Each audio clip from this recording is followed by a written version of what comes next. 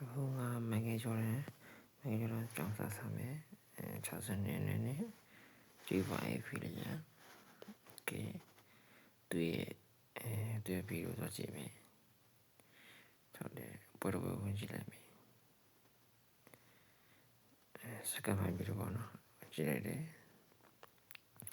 ဒီmomentနဲ့โอเคတိုးဝင်နေပြန်တော့ဆက်တယ်ကိုနေရပဲ